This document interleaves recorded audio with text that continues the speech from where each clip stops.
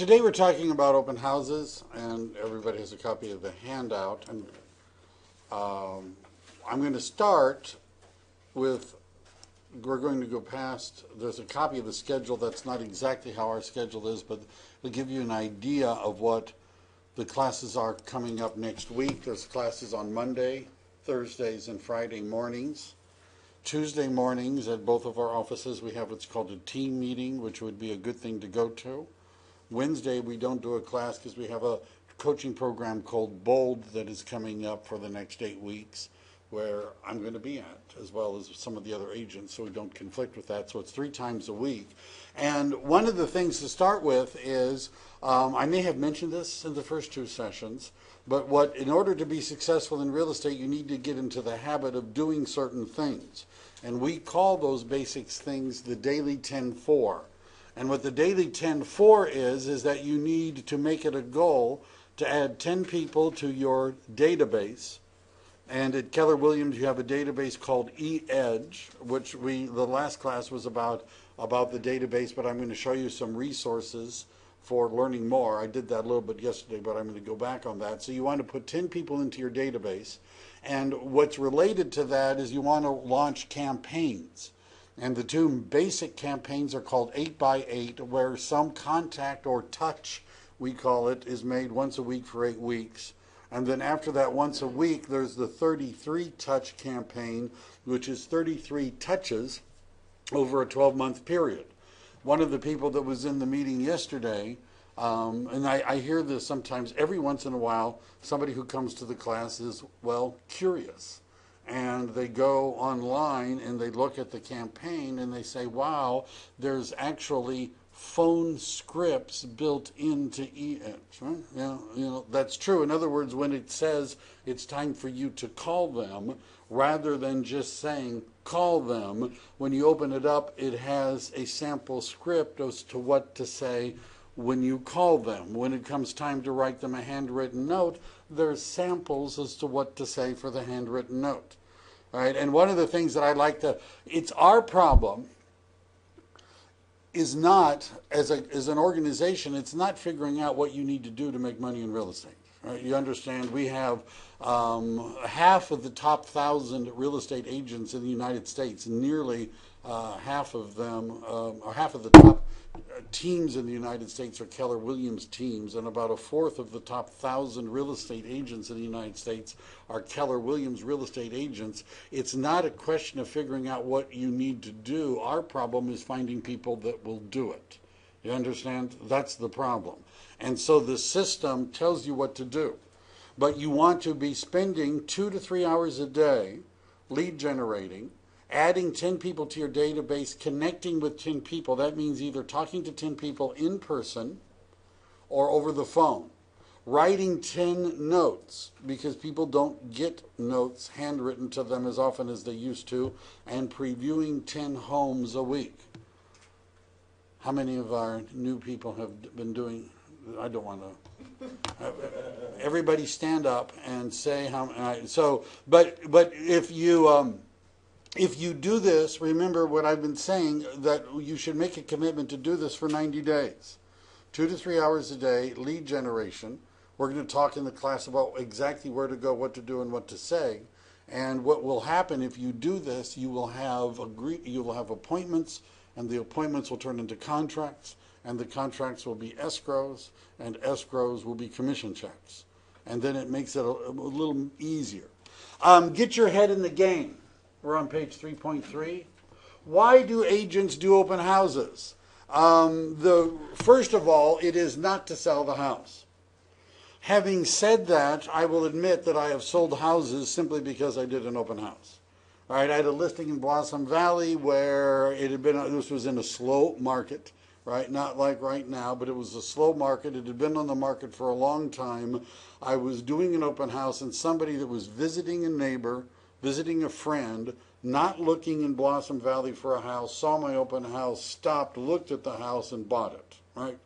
So what I always say to sellers, because sometimes sellers will say, well, I don't want to do open houses, right? Well, I've read on the internet, I've heard from friends that the only reason that real estate agents do open houses is so that they can meet more people to sell real estate to, and that it doesn't sell the house, so why should I do that? And what I tell them is that the way in which we get you the most money is by exposing your property to the most buyers. If you are going to go shopping for a dress or a suit or something, would you pay more for that piece of clothing if it was exactly the right color, the right style, and the right fit than you would for some other piece of clothing that didn't quite fit right and wasn't exactly the right color, right? We would pay more if it fits better. So the way in which we can get the seller more money is by finding the buyer for whom their house fits, right? You understand? That buyer will pay more than another buyer will. And the way we find the buyer who fits the house best is by exposing the house to the most number of buyers. And it's not necessarily that we're doing the open house on your house. We're doing open houses on a bunch of houses. And what that does, it allows us as a company to collect a pool of buyers. And then once we get the pool of buyers, we then sort them and find the house that fits best. Right? So I know agents that are listing agents who don't like to do open houses. I love to do open houses, even when I didn't do the open house. Right? Do you understand? Because as a listing agent, when I got to 15 listings, I'm not doing open houses. But brand new agents wanted to do open houses, and they would ask me, they'd say, is it okay if I use your open house signs? And I'd say, sure, go ahead. I would be sitting at home on Sunday and my phone would ring because somebody had saw my open house sign and they were thinking I was doing an open house, right? Do you understand? And so they're calling, and agents used to say, well, I'm doing an open house for somebody else, but I don't have any open house signs. Can I borrow yours? I'd say, yes, sure. Even though I knew that I would lose open house signs by letting agents borrow them over time, I made deals because they're putting my name and my phone number all over town. An investment you might need to make at some point is to buy some open house signs, right? Once you get serious, you want a lot of them. So do you understand? Very few, when they ask buyers, how did you find the house you bought? Only 1% of them said that we were first exposed to it at the open house. But 45% of them said we went to open houses. Right? You understand? 45% went to open houses as part of their information gathering process. So now there's two kinds of open houses you can do. You can do an open house for your listing, and you can do an open house for somebody else's listing. If you have a listing, you want to do open houses. And you want to put your open house signs up early, and you want to take them down late. Right? You understand? This is the best free advertising.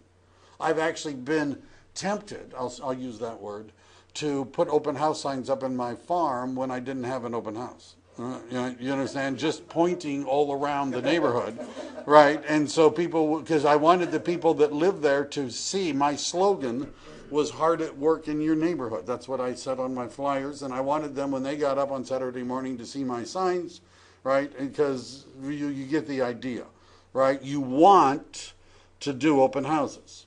If you have a listing, this is a great way to get more listings and to get buyers. If you don't have a listing, you're going to find that listing agents have a tendency to be lazy about this.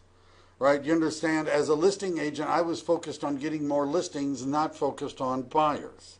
I did not want to do open houses. Right? You understand? I wanted to go away for the weekend, come back Sunday night, and have other agents leave me messages that they had offers on my listings.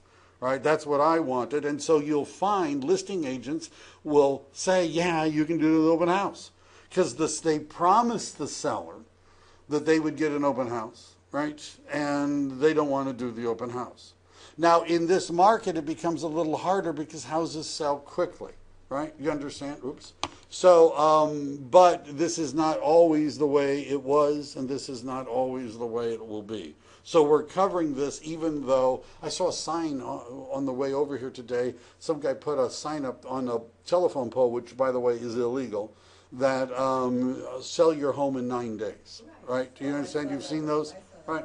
Well, that, and you understand, he might be able to do it, right, depending on how you priced it. So at this moment, there may not be a lot, but you need to learn how to do open houses. If you have a listing, I would, even in I've sold homes in a market like this, a seller's market, and I would tell the seller we want to do at least one open house, right? And so I would put in the MLS that offers will be accepted on Monday following that open house. Right? Because we want the most offers from the most buyers to get the highest price. You do want the highest price, don't you? Don't you? Right? Right. So your goal in holding an open house is not to sell the home. Well, obviously, if most people do not find a home by an open house, then the idea is not to sell the home.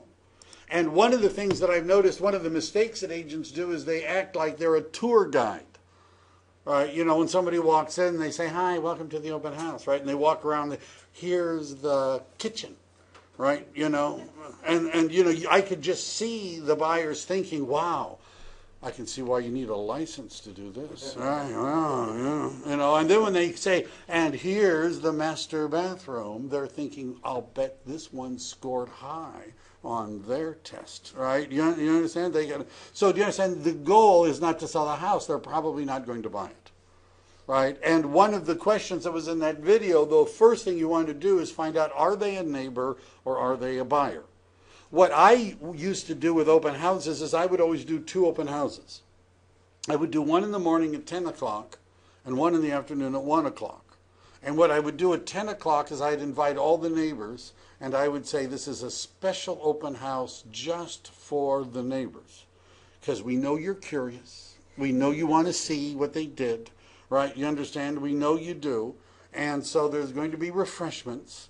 And there won't be any buyers there at that time. Just come over. The owners aren't going to be there. That's a good thing to say, right? And I would invite. So do you understand, at 10 o'clock when people started showing up, I knew who they were.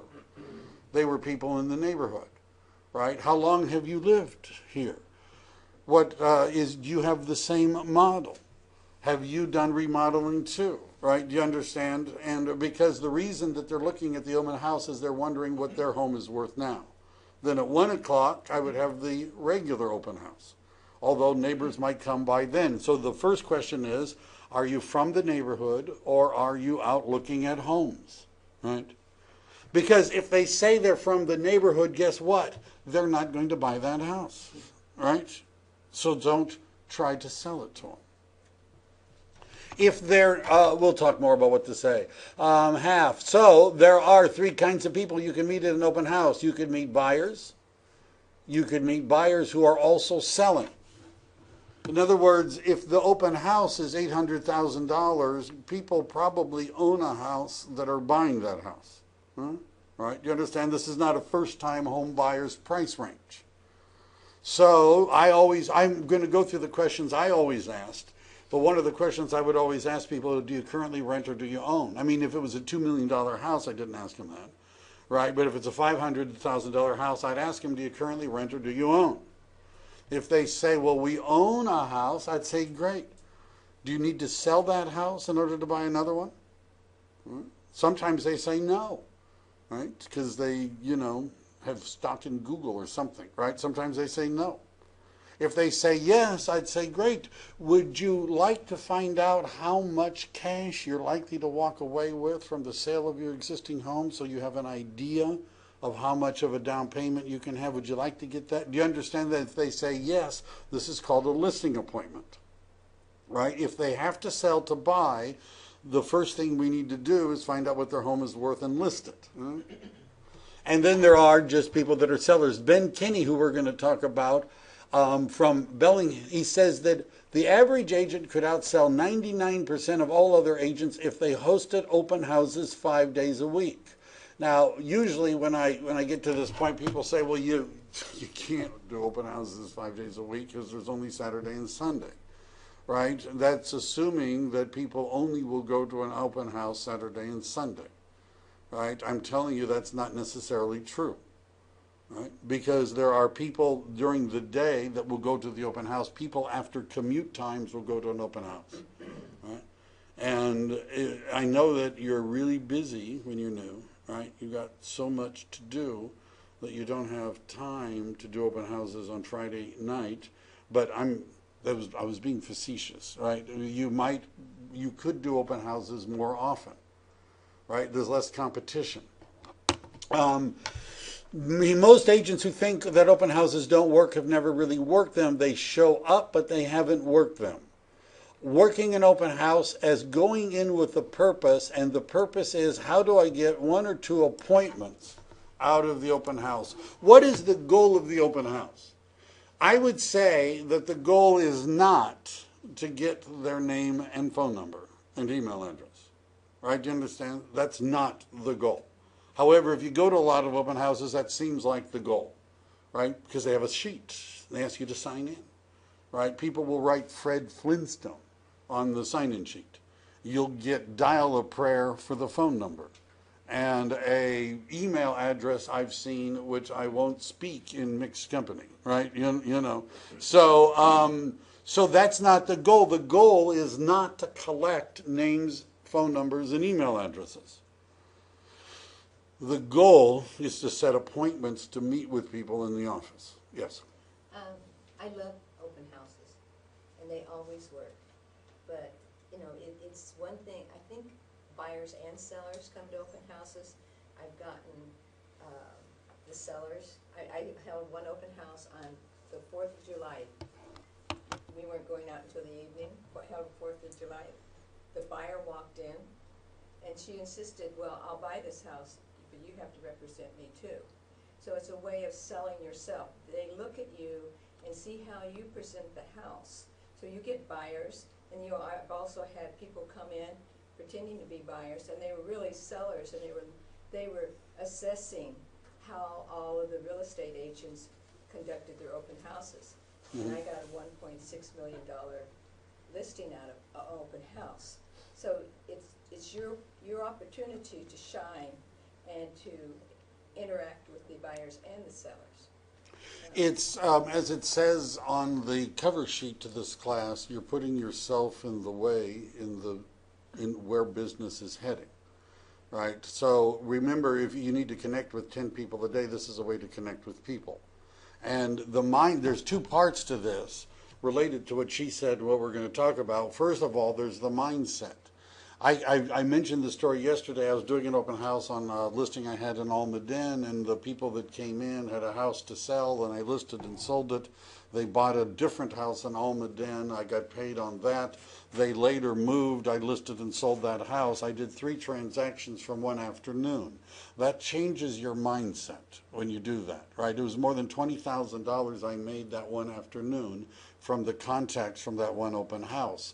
If you go into it with the mindset that you're going to meet people that want to buy and sell real estate, you're most likely to do it. I've gone to open houses where the real estate agent is watching football or reading a romance novel, right? And they'll say, there are the flyers over there, take one, right? And as you're walking out, any questions, right? Did you understand these are people unclear on the concept.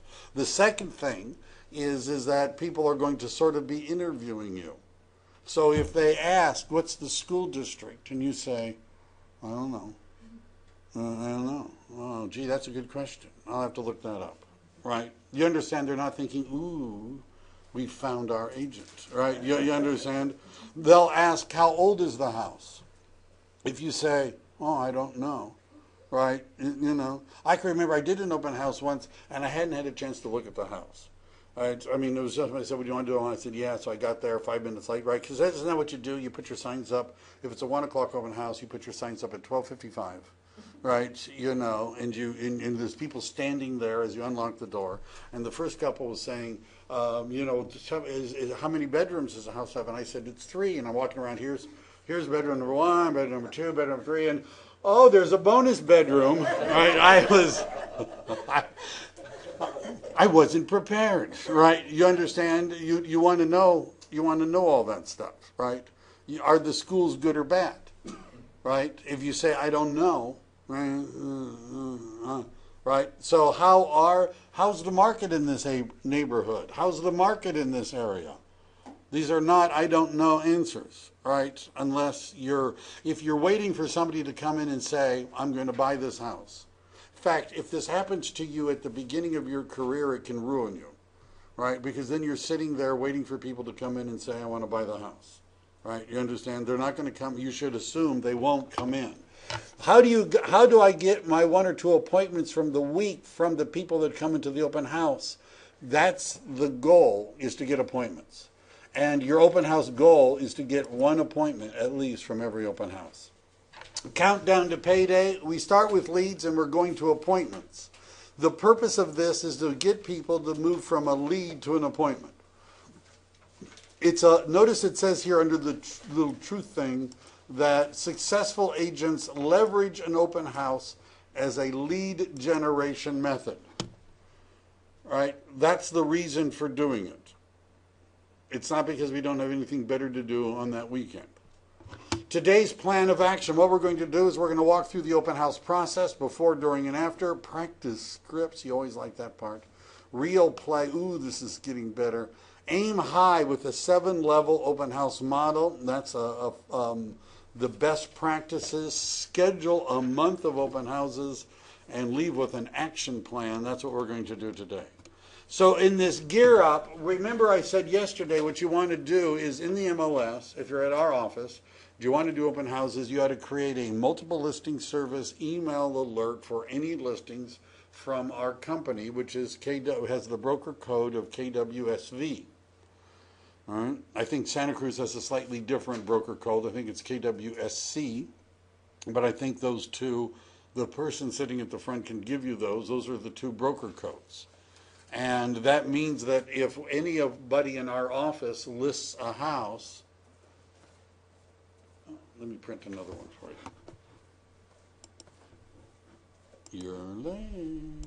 That's okay. Don't worry about it. No, actually, I went to meet a seller, probably get a listing. And That's okay. Yeah. And he's leaving for India today. That sounds like a good reason to be open. Yeah. Sorry? How'd you do? How did I How'd do you it? do that? We will get the listing because I have to go with Lisa. Right. I just did the preliminary thing, but he wants to sell as soon as possible Great. the house. Yeah. Good job. Thank you. So you're buying lunch? Not yet. There'll be a copy. What? He already bought a house, and that thing he didn't know because he's my husband's friend. All right. So, yeah. There'll be a copy in the copy machine over there in a minute for you. All right. So, as I mentioned in the previous class, that you want to create an alert so that you know whenever somebody in our office lists a house, so you can call them up and ask if you can do an open house. So this is just, you need to get an open house, get an address, get a map, get the contact information, and get a database, your database in your phone. And as the mindset, you sort of have to be careful who you talk to in real estate companies. Right? You know, there's an old saying that the only thing you can learn from losers are excuses for losing. Right? And so if you can find agents that will tell you that doing an open house is a waste of time. Avoid them. Right? You understand? Because the ones that are making money generally aren't hanging around telling you why you can't make any money, right? You understand? And usually you can identify the agents who fit this category. They come into the office about 10 o'clock and they leave around 2, right? You know, with an hour break for lunch, right? That's sort of the 10 to 2 group. And so what you need to have is the mindset that the people that are coming there are motivated buyers, right? You understand? You need to have that mindset, because some of them will be. Make it happen. An open event is a sales event, not exactly done with purpose. An open house is a sales event that is preceded by a systematic process and surrounded by a wealth of lead generation opportunities. Wow, a systematic process. So you don't show up to the 1 o'clock open house. You start putting your sign up at 12:55, right? Your one sign, you put it up at 12:55, and then that's no, no. Notice it says preceded by a systematic process. You need to start at least a week early. So to get the best return, there's 3 phases: before, the day of, and after. Before your open house, your to-do list is to schedule it during peak times. Plan your sign strategy. This sometimes is more difficult than it sounds. You need to take a good look at the map, and what you want are signs pointing from busy streets that lead you into the neighborhood. We're on page 36, I think. Right? Because what you want is anybody who gets even close to the open house to see your sign. But one of the advantages of that is that if you don't have if other open houses are being advertised, that will advertise your open house too. Because as people get to the area, they're going to see your signs, right? And you want to have a lot of signs. People call off of the open house signs. Some of them follow you. And some of them follow you putting your, those are called stalkers. You should do your research.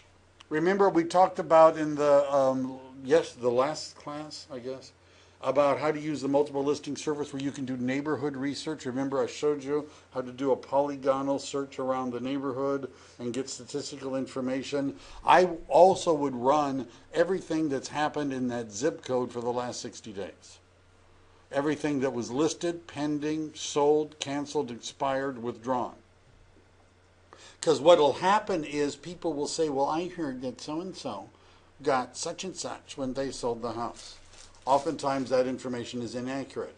People are going to question you about the neighborhood. They think because you're sitting at the open house that you know something about that neighborhood. I would recommend that you know something about that neighborhood. Right? You should. They're going to ask you, is the price of this house a good price or not? Right? You're going to say, sure. Right? That's one answer. Another answer is that you could talk about other recent sales. In other words, if I'm doing an open house for somebody else, I would do a market analysis on that open house like I was going on a listing appointment, so that I could intelligently discuss the pricing strategy of that particular house and whether or not it's good or not. Right? Can you review the market analysis that the listing agent makes? Can you review the market analysis? Yeah, I've never had anybody ask me for that. Okay. But it would be better for you to do your own. Because what you want to do is you want to know something about that neighborhood. You want to go through that process yourself. Because you'll become much better, more articulate. Do you understand? Go ahead. Oh, I was just going to share that when I have an open house, I go around to all the neighbors in the area, and I actually give them a handwritten invitation. We're getting to that. Yeah. And then, but you get information from when you do it. Right. You want to do that too. So we were talking about here doing your research. You want to do a market analysis. You want to know about the schools. One of the resources to do is something called RPR. And RPR is something that you have access to when you join the multiple listing service. And it stands for Realtors Property Resource. It's a button on the right-hand side when you log into the MLS. If you've never clicked on it, and a bunch of agents, I can't tell you how many agents I talk to say, what? Really? Where is that? And I said, well, when you log into the MLS, it's right there in front of you. Oh, really? I never noticed it. And then when they click on it, it'll say they have never registered for it. Right? It's not a complicated process. But you want to register. And one of the things that RPR will do is that it'll do an analysis for a buyer of a property. And if you put in a property address and you just click through, it's going to pull up a whole bunch of information, some of it from the title company, some of it from the MLS. Do you understand that you're going to be judged by people? This is like an interview, right? You understand? Whether or not they want to work with you, they're going to decide on what you know and how you talk at this open house. We need to do some work, right? So get the word out. You should call your database and create a Facebook event. If you don't know how to do that, some people are afraid of Facebook, except when it comes to playing games. And I read something that Facebook is like ancient Egypt because it's all about writing on the wall and worshiping cats. Isn't that pretty much what Facebook is, right? Wall writings and cats. But there's a way of, we're going to talk about that later. There's a way to let people know that it's called an event, right? And you don't want to, on Facebook, be obnoxious because people will stop, they just will stop looking at your stuff. But we'll talk about that later. So you want to, this is not a bad checklist. Every real estate organization that's big has their own checklist, and they all look somewhat similar. But 3 days before, you want to confirm the date, time of the open house, print out a map of the neighborhood in a 5-mile radius, research sign placement. Some areas have regulations, right? There's sign regulations. Most real estate agents ignore them, but sometimes they come and take your signs away. The more you do to promote this, the better it's going to work. Helium balloons and flags. A yard sign with a rider. Now, the yard sign, the rider would be something that, does everybody understand? The rider is a little slot on the top of the sign, and you can put on the rider open Saturday 1 to 4, open Saturday and Sunday, and you want to put that rider up a week before. Right, so that, like the Monday before, how about that? If it's a Saturday open house, that Monday, so that as people are driving around, they see that you're doing an open house. People will, because of the internet, find properties and drive around neighborhoods. When they see you want to put up a rider. It says 10 directional signs. Eventually, you don't have to do this right now, you're going to want a lot of signs. I had over 20 signs. When I did an open house, I did an open house. I had a guy with a truck who went around and put up the signs. I would print out a map and I would mark where I wanted the signs, and I would give him, he had a big van, and he would come and he kept my signs and he would drive and put them out, and I would put out 20. Right? You couldn't get close to my open house without seeing my signs. Right? And then at the end of the day, he would go and take them down. Right? Another. Hello. So there's companies out there that do it now. Right? That's true, but he was cheaper. Cheaper?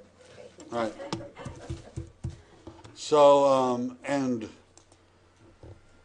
I'm printing out a copy for you. It'll be around the corner. See, I'm trying to be frugal, but it's always, all right. So, this is an important part, having a lot of open house signs. It's best to have them with your name on them. You're going to find issues with these. You have to be careful of how you put them in your trunk of your car because they'll get scratched. Certain ones scratch easier than others. The expensive metal ones don't scratch as much, but they cost a lot of money. You can buy these, it's sort of like a plastic cardboard which the glow when lights hit it, that are relatively cheap, but they don't last very long. But I'm just saying, at the beginning, I would get a bunch of cheap open house signs, and after you've sold a few homes, buy a bunch of good open house signs. Yes? So if I'm holding an open house for someone else's listing, does my name go on the signs? You talk to the listing agent. As a listing agent, I would let you put up your own signs. Most listing agents would rather you put up your own signs. Because what will happen is, every time I let agents use my signs, I lost a sign. Right? You understand? I mean, it costs me money to let people use my signs. So, and this is independent contractor land, right? So you need to talk to the listing agent. Generally speaking, they don't care if you use their signs or not. Some might say, I've got signs. I used to put my signs in the garage of the listings so that the new agents could get to them, right? Because I was lazy and I didn't want to do the open house, right? So will they allow me to put my name instead You need to confirm with the listing agent. As a general rule, the answer is yes. Okay. Right, but this is not a company policy. Okay. As a general rule, the answer is yes. I never cared. I actually would tell you, you could take down my sign writer for that day, the one that says call Mike Devlin, and put up yours during the open house. But when you're done, put mine back. Right? You understand? But I was a little more altruistic than many listing agents. So you need to talk to them about that. Does Keller Williams have a company that produces the signs? Does Keller Williams have, first, if you were to Google search Keller Williams open house signs, you're going to find a whole bunch of companies that make open house signs for Keller Williams. But Keller Williams is the second largest real estate company. Everybody that makes open house signs makes Keller Williams signs. Right? And if you want, so that's not going to be a problem. Right? You know, and if you Google search this, you're going to find 100 companies competing for open house sign business. So for the time being, I can always borrow from Keller Williams, right? We have some that you can borrow that are generic. There's no. You can also go down to the real estate board and buy generic signs. Right? They'll sell them to you, and they just, all it does is say open house and have an arrow. You can just buy arrows. Right, and put them up, because most people when they're driving around have an idea of what the red or blue or black arrow means. But the board will sell you. There's companies locally, there's Pelican signs I used to use. There's companies locally that have signs that you could go and buy. Right? You could get signs today if you wanted them. Right? Easy. Go to the Santa Clara County Association of Realtors with your credit card and you'll walk away with signs. Right. Is it possible to, like these signs they put on your cars, is it possible to get sheets like that and that you could put over your previous office's sign? Yes, I'm sure there are. I haven't done that, but I'm sure there are. So she has signs from a previous company, right? But I'm sure there are. The companies that print them, if you took it to them, they would just print over it too. Right, it's a silk screen process. Notice it says printing 100 flyers, including the map. All right, I want to talk about, because I know it seems like we're going to talk about scripts, but what I want to do is talk about some of the logistics of this. I think we've beaten the signs with writers, you know. By the way, you can buy generic open house signs that have clasps at the top, which means you can then buy writers that you put in the class that could have your name and phone number. You understand? That's a little bit cheaper than, because you're only buying the writers, right? If you have old writers, or you buy the writers, just that piece of wood, companies like Staples, Office Max, and Office Depot will sell, made by Avery, what are called bumper sticker templates.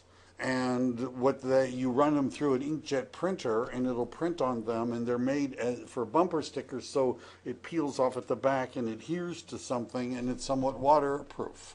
And you could put those over the writers and put something else on it. These are just some suggestions.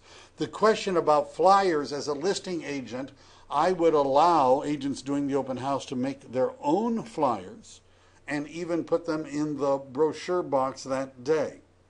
Right? But I was altruistic about this. So you would need to ask the listing agent if that's okay. Many times the listing agents will have a template for that flyer already and would send it to you so you could put in your name, your picture, and your phone number.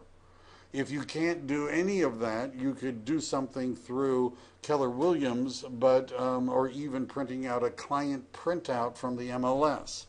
You can do it really low grade if you wanted to, but it would be best for you to have a professional looking flyer that has your name, your phone number, your picture on it that you could give to people during that open house. Most listing agents, this is what they expect. It's what I expected.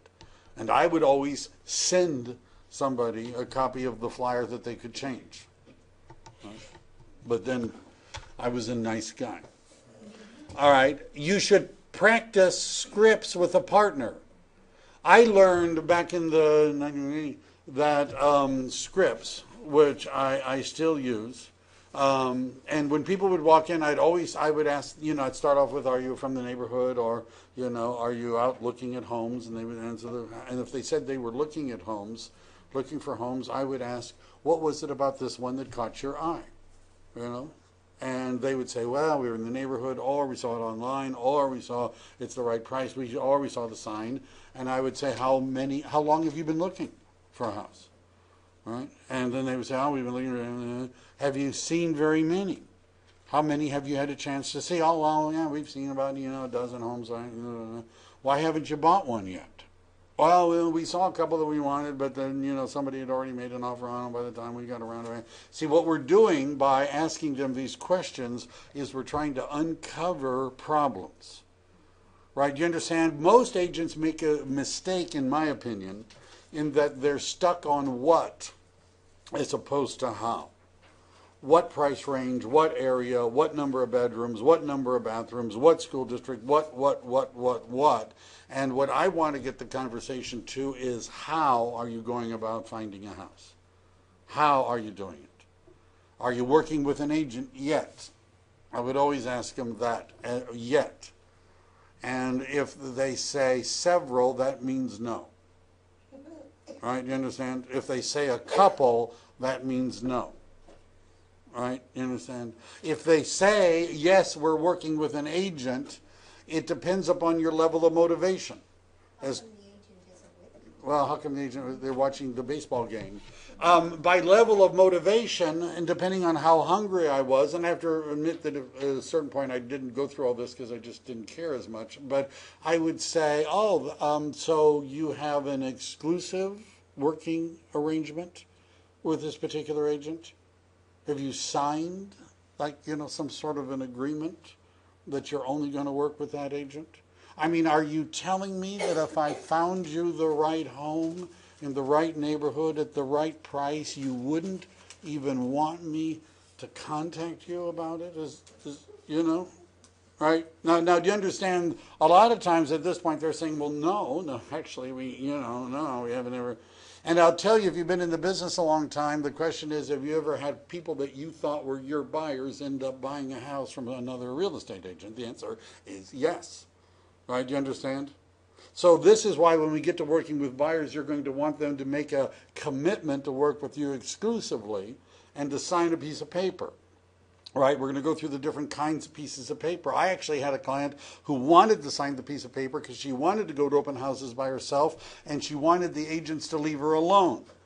Right? She said, how do I get agents to stop bugging me at open houses? And I said, well, all you have to do is sign an agreement. And I told her, you take a copy of it with you and you hold it up to them like you hold up a crucifix to a vampire, and the agents will hiss and they'll skulk away and leave you alone. Right? Did you have a question? Yeah, so the thing is, I have a buyer, he's very excited. So I have sent him a couple of links yesterday, and he found some good properties. And at 11 o'clock in the night, he wanted to make an offer on that property, and he haven't seen that property, and that property is for short sale, and the offer submit date is tomorrow at 8 p.m. and he has not a pre-approval letter yet.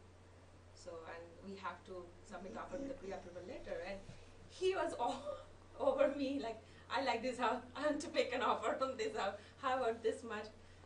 Well, if you're talking about 8 o'clock tomorrow, he could get pre-approved today.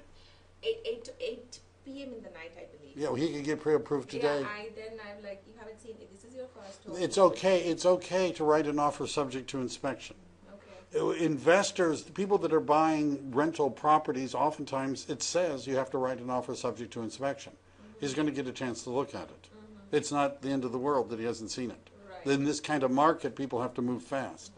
Right? So get him pre-approved today, right? Get him to go talk to a lender today and get a letter, and let him write an offer even if he hasn't seen it. I mean, obviously you'd want to show it to him if you could today, but there's nothing wrong with writing an offer on a property that a person hasn't seen.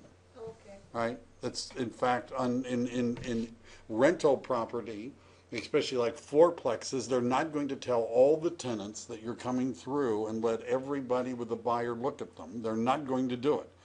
If the owner lives in one of the units, they'll let you look at that unit, but otherwise they're going to say you have to write the offer subject to inspection, Okay. right? Not a hard thing to do. Lisa will help you with that. I do that all the All time. right. So, yeah, Without looking at them. I Right. just make an offer. and So it's that just don't- simply because- don't trip about that. That's fine. So, do you understand, though, what you say is going to be important too? Right? We have sample scripts, but where we're going with this is we want to talk to them about, it's called an opening involvement question. And what that means, it's a fancy way of saying we're going to ask them a question that they're likely to say yes to that will get them to come into the office. The goal is CITO, come into the office. Right? Do you understand? Now, what the goal is to make appointments to get people to come into the office to talk with you. That's the goal. Now, once we've done that, remember I said the goal was not to get their name and their phone number and their email address, but once we've made an appointment and we're putting it in our, or writing it if you're old school, right? When you need their name, don't you, to put it in your calendar? Would you need their phone number just in case? An email address so I could send you some information in advance, right? Did you understand? Once we're making an appointment, we need their name, we need their phone number, and we need their email address. And I used to do this too. I used to have a sign-in sheet.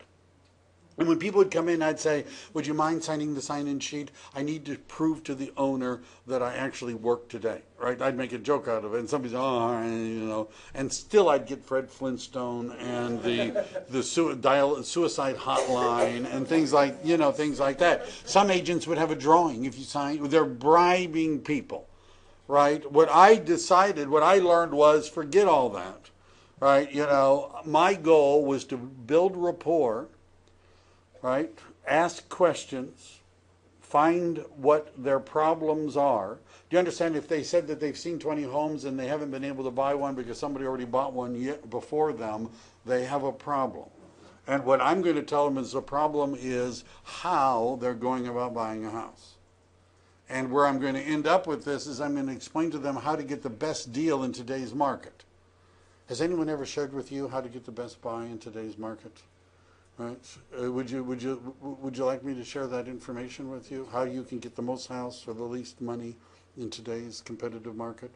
And you see, and if they say, well, yeah, we would like that, I would say, great, let's make an appointment to talk. Right? Come into the office. By the way, I have a script for this. It's just I call this my How to Get the Best Buy script. It's actually kind of a long script, but I'm going to share that with you. What I say to them is that in the kind of market we have today, what you need is an agent who knows and understands what you're looking for, really knows and understands what you're looking for, and is committed to helping you find it. Because if you have 4 agents working with you thinking that a horse race will produce the best results, what you have is 4 uncommitted agents. And if I happen to run across a good deal, the best buy, who am I going to call as a real estate agent? The buyer who says they're working with 3 or 4 other people, or the one in which I have a direct working relationship? Who am I going to give the best deals to? The people that I have a direct working relationship with. What do you think investors do? Do investors have a dozen real estate agents? Do they spend their time searching on the internet, setting up searches? My investors always would explain to me what they wanted, and they would say, find it and call me. Right? Sophisticated buyers pick an agent, work with the agent, and that agent finds them the homes and they buy it. Amateurs have 5 or 6 people that they're working with, are doing 8 or 9 searches from different real estate agents, driving around to neighborhoods, taking flyers out of the brochure boxes, and visiting open houses. You don't have to do that anymore, right? So that's where we're going with this. Right? Is everybody with me, right? And so you need to be able to articulate what I just said, right? Something very similar to that. Therefore, you should practice it. You might have guessed that I've said these words before, right? You understand? I've practiced it. So you need to practice scripts. You should mark where you're going to place signs. Knock on 2 days before. Knock on 100 doors in the neighborhood to invite the neighbors. Leave a flyer. And you say, we have scripts coming up, but basically you say, I'm doing an open house this weekend on the Anderson's house around the corner, and I know that the people always are interested in what's happening in their neighborhood, and so that I want to personally invite you, and here's a flyer, gives you information about the property. If you have any questions, answer them. If you want to come and look, the owners won't be there. You need to tell them that. The owners won't be there, right? So you can come by. And then they say, all right, thank you, and how long have you lived here?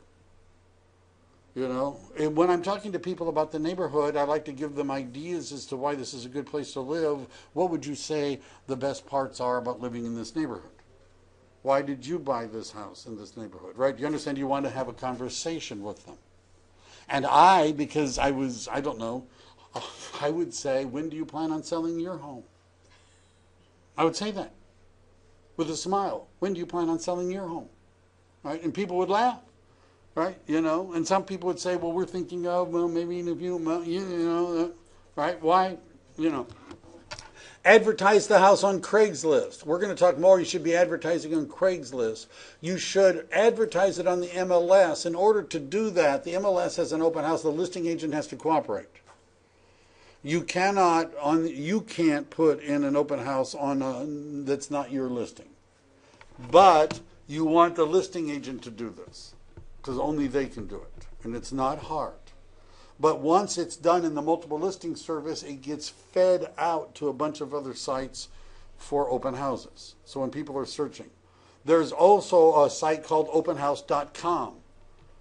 Try and guess what they do on that site. Openhouse.com. Anybody want to take a wild guess what that site is? They advertise all the open houses, right? And so what you ought to do is Google search, how do I find open houses in my area, and look at those sites that come up and maybe see if you could list your open house on those sites. There's also a site where if you're having the open house, instead of having people, and instead of doing flyers and things, because Terry is very paper conscious, you can go into this and pull everything up about the house when you come in and sign on, so that you have all your information about each person. They can see the house and, you know, all that, so they don't have to waste paper.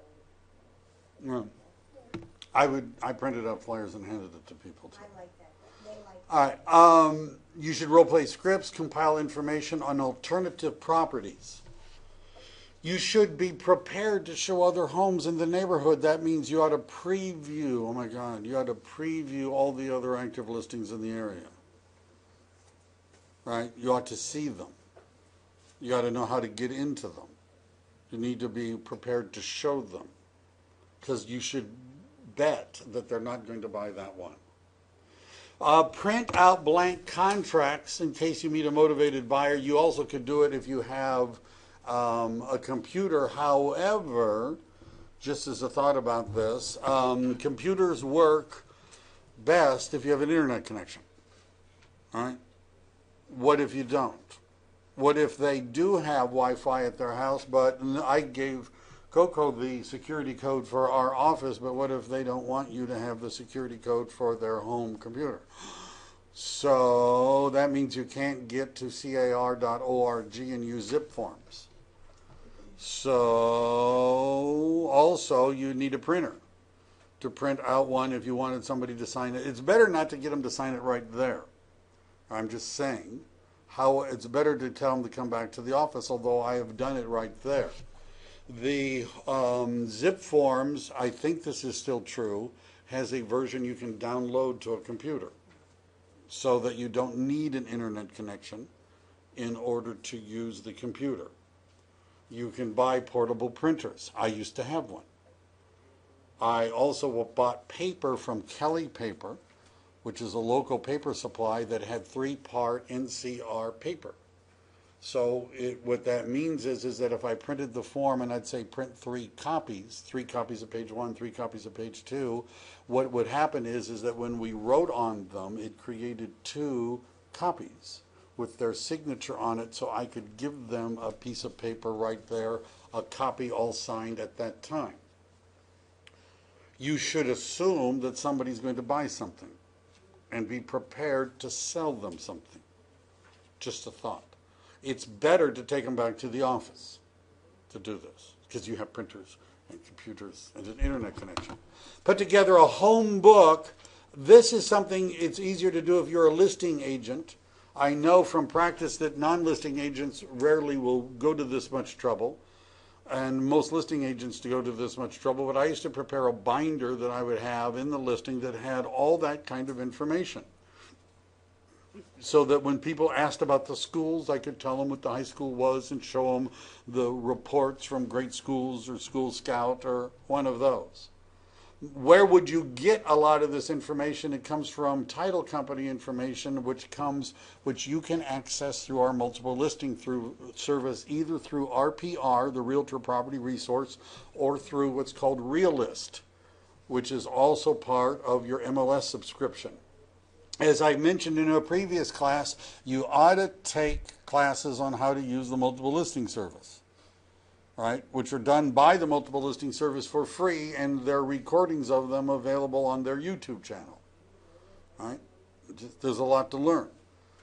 And one day before, assemble your showing kit: bottled water, notepads, a flashlight. I've been in listings where the power went off because they were vacant and the owner decided, well, why should I pay? And showing property in the dark, right? We had candles and I had a flashlight. Coloring books on crayons for kids. You don't need the book, just let them use the wall. No, I'm joking. Toilet paper may be self-explanatory. Don't assume that it's there. A tape measure, maybe. I used to have a Sonic one. I know that they have apps now for phones. A Sonic one, it had batteries, and you'd put it up against the wall and push the button, and it'd send a sonic beam back and forth and tell you exactly how long that space was. Does that work as a stud finder too? No. No, that's something else. No, but they have What? there's like a toolkit for real estate. Right. An app, and it's got a level.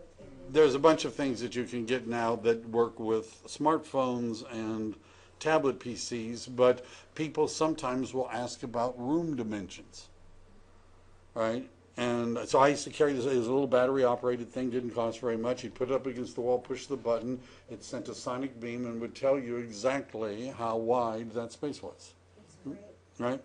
I take a level. I've had people say, that's not level. You know, the floor's not level. Did you know the floor's not level in this room? Right? I said, just a second. Just a second. This last thing about paint, carpet, and samples, I don't know. I never did that. All right, I did, but you know, I didn't bring paint with me. But you should. I would bring cinnamon and aluminum foil. Put it in the oven. Put a little bit of cinnamon on the aluminum foil, turn the oven on, and put it in the oven. Or you can cook cookies. Well, I don't. Do I look like I cook cookies? No. So I could eat. Thank you. Thanks. Thank you very much. Sheesh. No. Didn't.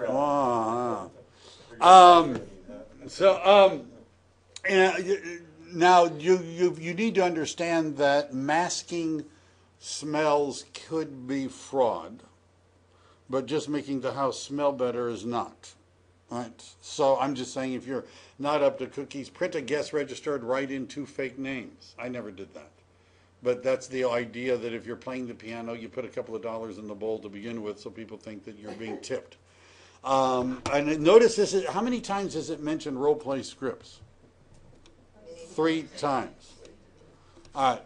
Way too many. Yeah, thank you. Schedule the open house. Want weekend traffic. Post signs en route to shopping centers everywhere. Look around it. Commute as an alternative to the weekend crowd. Post your signs on weekdays along homebound commuter traffic. Soccer moms, or I guess there's also soccer dads, don't assume that nobody would come during a weekday, right? And I actually did a lot on Fridays. Right, late on Fridays.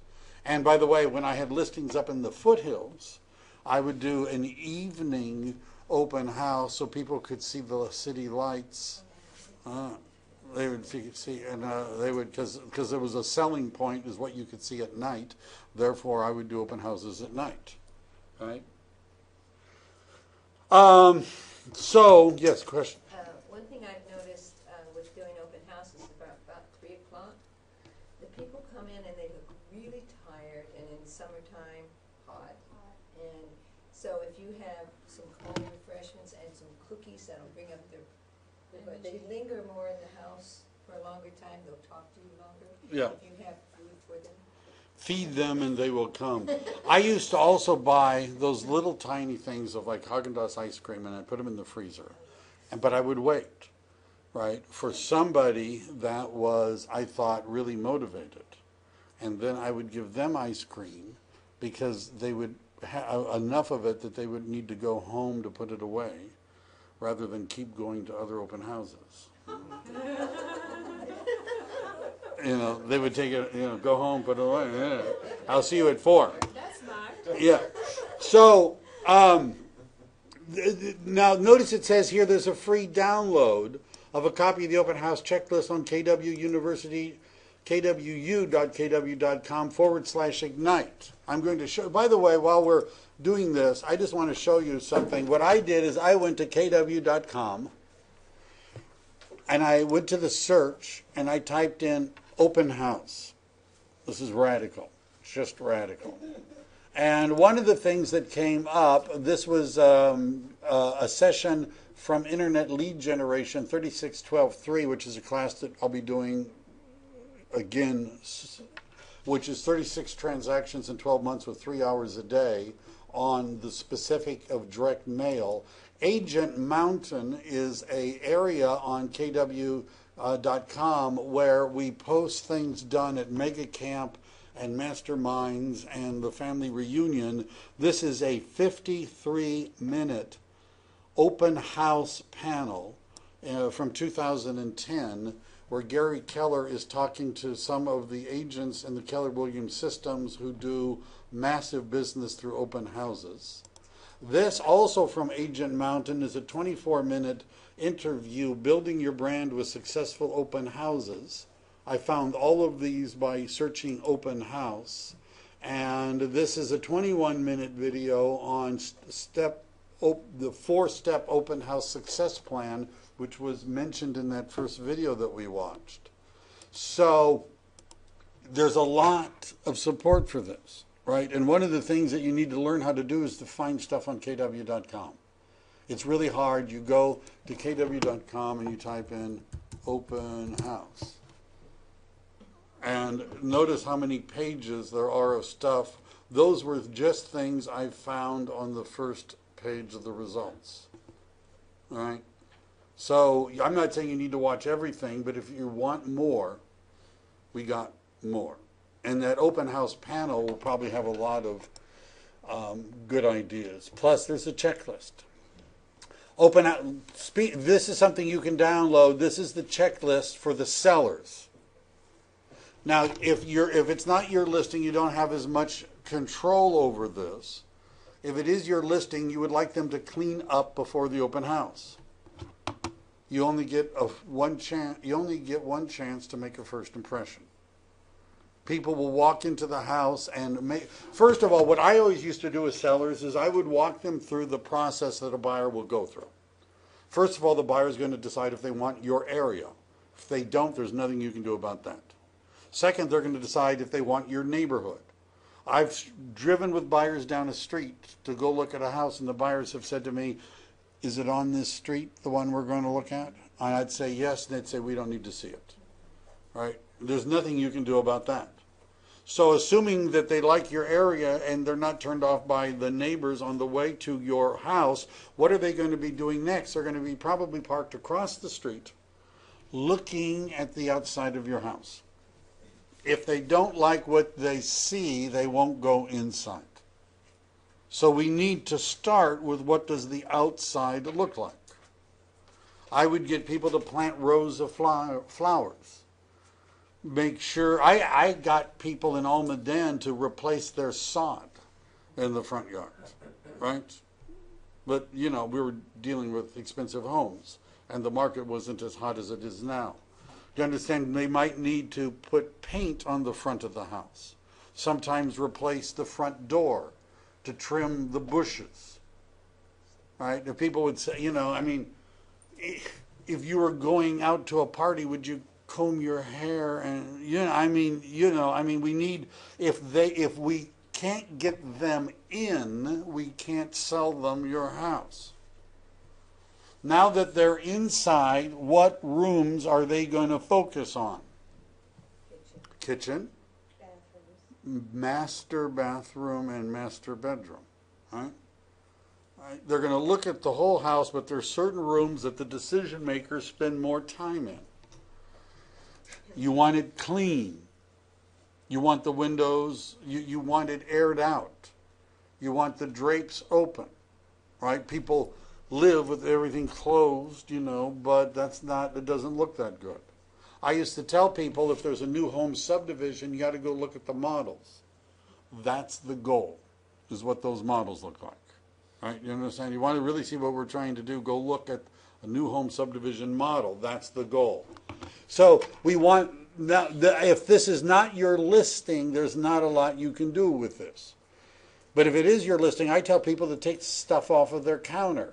They have a bread maker, an iced tea maker, a coffee maker, right? A rice cooker, right? Do you understand? Even if it's a big kitchen, it looks really small. Clear the clutter. Right? Clear the clutter. Make it look. I tell people to take pictures of themselves off the wall. Right? Now, some people, well, why?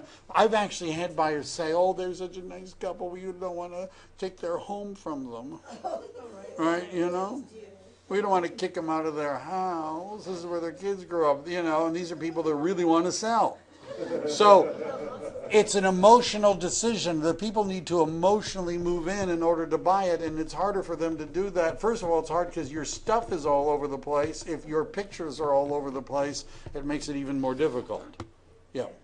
Have you ever talked to a neighbor to try to persuade them to pick up their front yard or anything else like that? Yes, it doesn't work very well. Okay. Sometimes it doesn't work very well as a general rule. I actually I know had you can't make a I landscape, but- I had a group of neighbors in Blossom Valley who bought somebody's house so that they could fix it up and sell theirs. I'm not kidding. 5 of them got together and they bought somebody out so he would leave so that they could clean up the house, paint it, and clean the backyard because they couldn't sell their house with his house there. Right? Yeah. I'm not, that.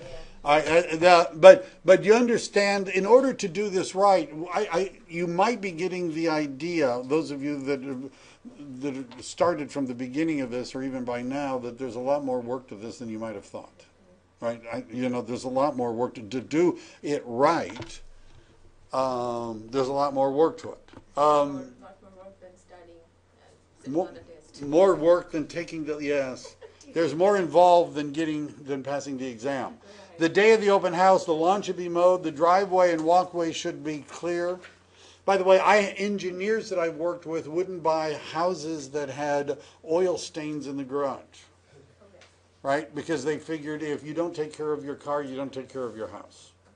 Right? That's what they figured. And there's ways of getting the oil stains. And there's ways of getting the oil stains, and there's things you can put on top of it. Right? But you understand this is, if they want to get the most money for their house, get stuff out of the driveway. Allow people to park. As an agent, I did not park right in front of the house or in the driveway when I did an open house. I parked around the street. Right? Do you understand? Not all agents follow that system, but I would park around the street so that there was plenty of room for people to park. I wanted the most people possible. Dust, clean. I always had handymen and cleaners, carpet guys that I knew. Chem Dry was my favorite. I had a list of them because people say, well, I don't have time. Chem Dry.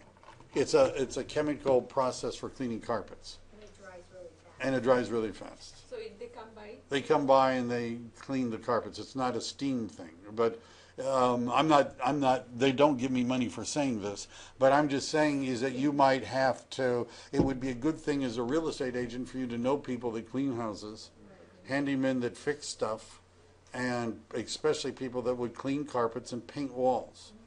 Yes. I have a carpet cleaner who not only does the carpet cleaning, but if there is a stain, like a lot of times people will try to clean the carpet and it actually takes the color out of the carpet. And he can take that carpet and dye it so that you can never tell that there was a stain there. Yeah. So that, and it saves your client a whole lot of money not having to replace Right. carpeting. Yeah. Always at seller's expense. Yes, Yes. always at seller's expense. Always at seller's expense. Right? Always at seller's expense. Right? Yeah. You don't want to, if you start down that road, it'll never end. Right? It'll never end. If you start paying for stuff. I had a guy that had friends in a truck and they would haul junk away.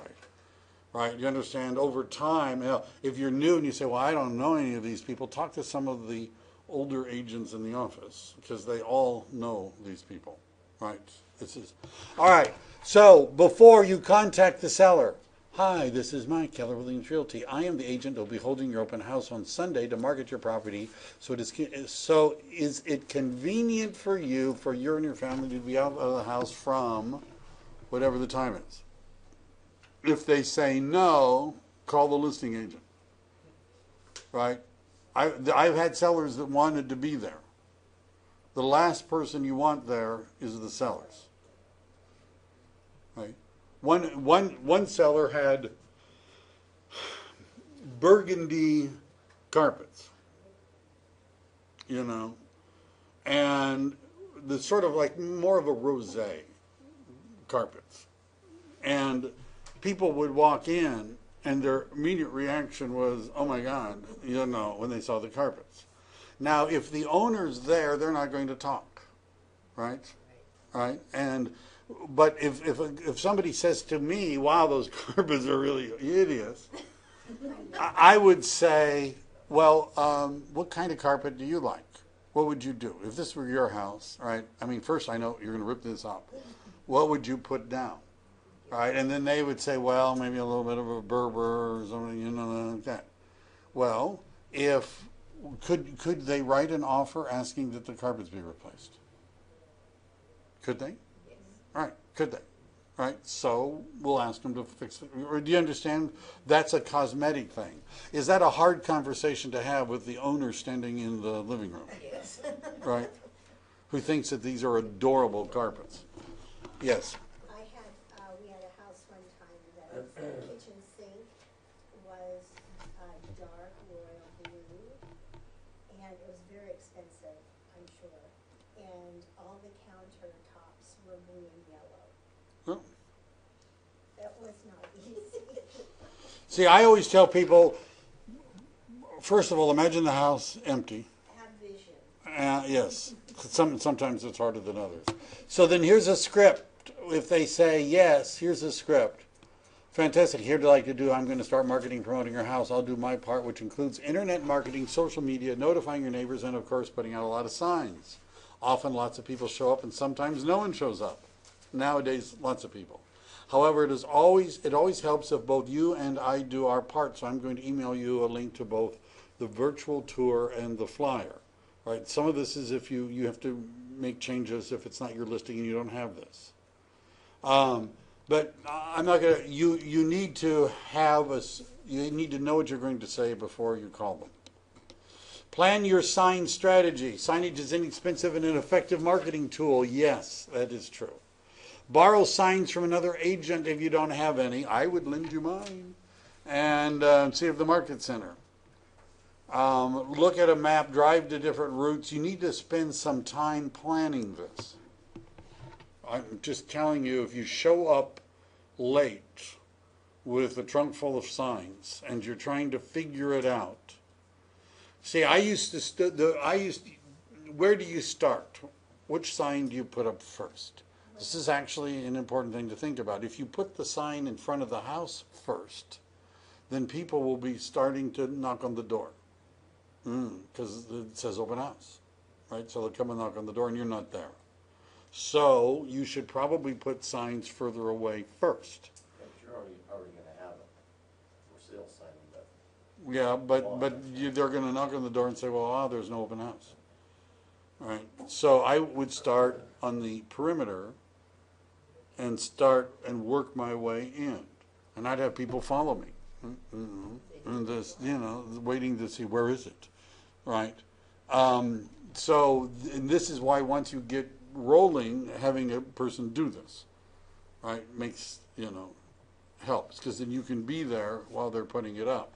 But you need to think about this. Busy streets, neighborhoods, yeah. Are you going to talk about safety? Safety, The open houses?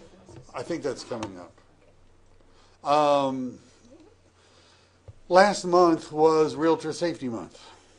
Now, National Association of Realtors, there's lots of stuff online. If you go to the Board of Realtors, you can buy things that would assist you in pepper spray.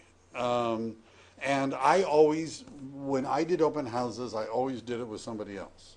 And it wasn't so much that I was afraid of being attacked, right? I did it, don't say no such luck. I did it because what if somebody says, I want to go, what if somebody is looking at homes right now and I could go show them a home right now? And I used to know this broker who would say, well, what you do is you close the open house and you just go show them homes. You abandon the open house. This is not a good idea, right? I would hate to try to explain to the owner that I abandoned the open house to go show property. So I would always have somebody else there so that I could zip out and come back. The other thing is, especially in this market, we get a lot of people at an open house. If 40 people come to your open house, you're not going to connect with anyone, right? Do you understand? You might say, oh, it was really good. I had 40 people. You're lucky to get names and phone numbers, right? Let alone talk to people. Yeah. I had one out on Medin, and we had a lot of people, and this one woman, most people go to the kitchen. This lady didn't do that. She went upstairs Well, to the master bedroom, and I went up after her. I had another agent working with me. Went up after her.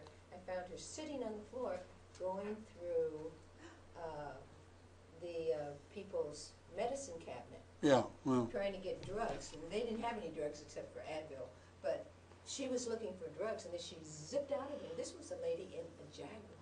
if you Google search open house crime, you're going to find examples more than that. So you tell the neighbors to put away valuables, guns, any, medicines and things like that. It's always good to have, this is why, especially if it's going to be a busy open house, to do it with somebody else. I always believe that I would rather share business than lose it all. Right? There are some agents that won't let anybody else be there because they want to get it all, and they usually end up getting less. Right? But you shouldn't. You should follow people as they walk around the open house. Right? And you can't follow everybody all at once. All right. Homeowner associations have regulations. If it's a townhouse or a condo, you need to find out what they are. All right. That doesn't mean you can't do it. Plot your signage. There's something, Google Maps has a driving planner where you could pick different addresses and say, well, if I was going there from here, how would I get there? What would Google tell me? First of all, there's a chance they're using Google Maps in the first place to find it, right? Or they're using Google Navigator on their phone. But this is something to think about. Balloons, I know agents that did that. I was too lazy to buy balloons, and but I knew agents that they have helium tanks in their office. But the bigger to do we make of this, the more likely our name is going to get out. This is a chance for promotion. Do your research. And again, they're going to expect that you know something about what's going on. All right, I've already covered this. Compile information on comparable properties. Know what's sold, what's listed. See the other listings. Are prices going up, going down? What are the average days on market? What are the schools? You need to be able to say what the elementary school is and the high school and the middle school without looking at a piece of paper. How good are they? right? You should have an idea of the rankings. This is not that hard to find out. What's the best website, do you know offhand? There's School Scout and there's Great Schools. Great schools. Great schools is really good, it's very detailed. School Scout is a new company created by agents in our office, so I have to say, I'm required to say School Scout. And it's good too. I mean, School Scout is good School too. Scout maybe? School Scout. The NAR also, most of the times, if it's on Realtor.com, the National Association of Realtors has automatic links to school information. Right? And if you go to Realist, which is the title company back end, it'll tell you what the schools are and things like that, yes. Should you have, like, you know, a section just devoted to schools in your notebook? In my binder, I had a tab that said schools. I had pictures of the schools. I had brochures from the schools. I had, I had all of the printouts about the rankings. There is a school, well, I'm thinking it's called an API, but it's something like that. There's reports that you can get that are the detailed breakdowns of what the test scores are at the different schools. And like physical education versus the art. Right. I also, by the way, would include private schools as well as public schools. What are the private schools in the area? What are the public schools in the area? Do you understand? If somebody's interested in buying, I went over this yesterday. Why would somebody want to work with you? Right? Well, you're a attractive and articulate person, and they just want to be with you. 2, knowledge of financing, right? Number 3, know the area, know the market, right? So if they're thinking of buying in Blossom Valley and you seem to know everything about Blossom Valley, chances are they want to work with you, right? That would probably include that you've looked at the homes that are on the market in Blossom Valley, that you've actually seen them so that you could talk about them. This one is nicer than that one. See, as soon as you're saying, well, there's several homes on the market that sort of fit what you're looking for in the price range in this area. That one over there, however, it says it has a pool, but it really doesn't have a real pool. It's got one of those liner pools, not one of the, you understand that they say they remodeled this one, but it looks like all they did is replace the sink and the faucet, right? You understand? No cabinets are all, right? When you're talking like that, they know you've actually looked at those other homes. Do you understand, most agents don't do this, right? They've never seen another home in the neighborhood. They've never done the comps. They're watching the football game, reading the romance novel, reading newspapers, right? And telling people to look at flyers, waiting for someone to say, I want to buy this house, right? Yeah. You were talking about the schools. You might also include in that information contact information, because sometimes a house could be across the street from a school, and you won't get to send your children to that because of strange things. So you need to call and check and make sure. There's a phone number to call. Yeah. Sometimes school districts change on a block and across the street, right? And so before you tell somebody this is Lee High School, you better be sure it's Lee High School.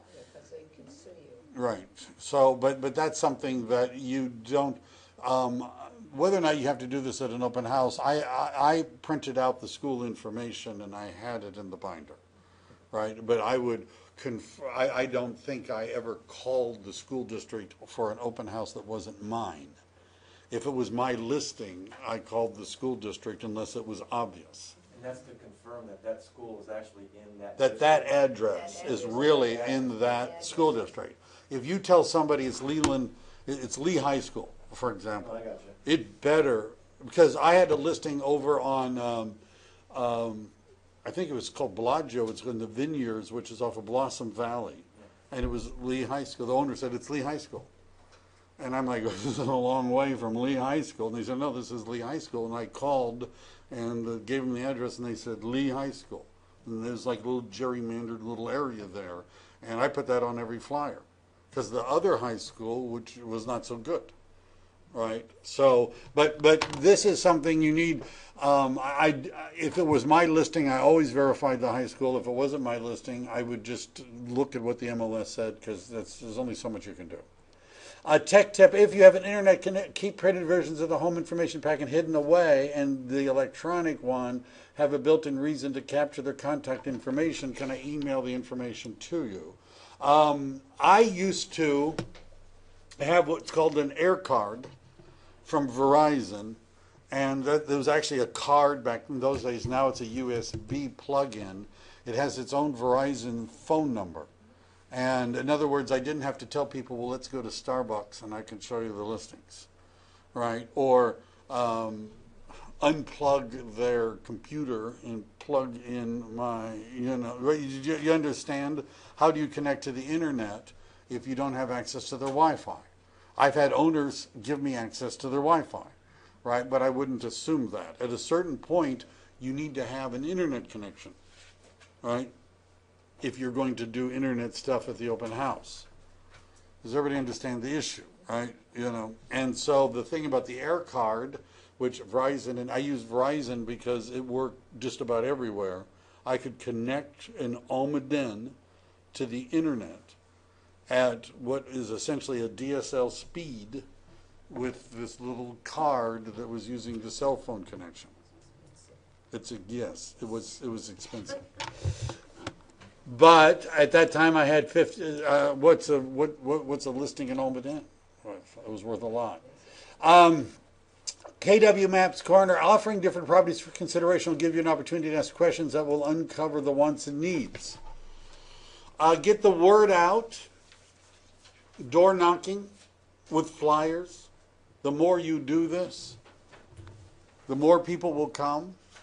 The more contacts you're going to make. I've had people say, well, I'm not interested in, going, yeah. And I would ask them, how long have you lived here? Why did you buy this house? Why did you pay, what do you think is good about this neighborhood? And then I would say, when do you plan on selling your home? I would ask them that. Right? Why not? Why Keller Williams knocked on 100 surrounding doors. When I first started, we used to do 99. And the reason is that the broker's printer allowed 99, right? Was because they didn't have 3, it didn't allow 3. So I would always 99. That's how you print 99 flyers and hope he didn't see you. So you got to go knock on the doors, hand out the flyers. As I got more successful at this, I sent out postcards to everybody. I sent out a just listed postcard as soon as I listed it to everybody in the farm, everybody around, and it included an announcement of an open house. Right? But we want you to earn to learn. Right? Is that right? Learn to earn. So make money first. It doesn't hurt. It's better practices for you to go knock on doors and hand them the flyer. It requires efficiency. How long does it take to knock on 100 doors? Long time if you talk to them. It takes, if all you do is put the flyer on the doorstep, it takes an hour. About an hour, depending upon the neighborhood and how fast of a walker you are. Right? But you could, if you're talking to people and you're engaged in conversation, you're going to have difficulty doing 50 in an hour. Because not everybody's going to open the door and talk to you. Right? Right? But you understand it's easy to kill 5 or 10 minutes. If people just want to talk, you need to keep moving. Right? If they're talking about putting their home on the market, I would stay and talk to them. Right? Or make an appointment.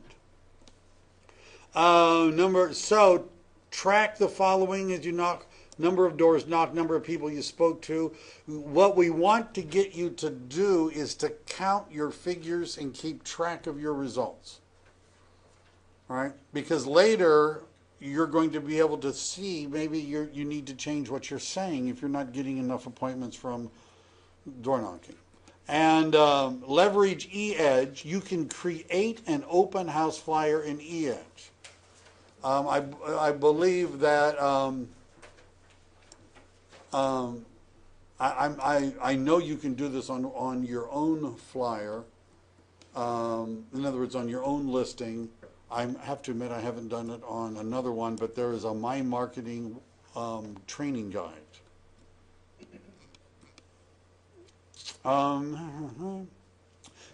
Invite the neighbors.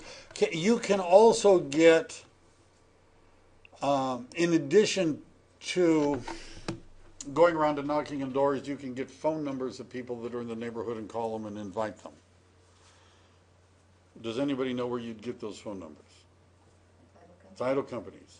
Do title companies have a list of the people that are on the do not call list? It says yes. So the title companies will give you a scrubbed phone list, right? How much do title companies charge for this service? They don't charge for this service.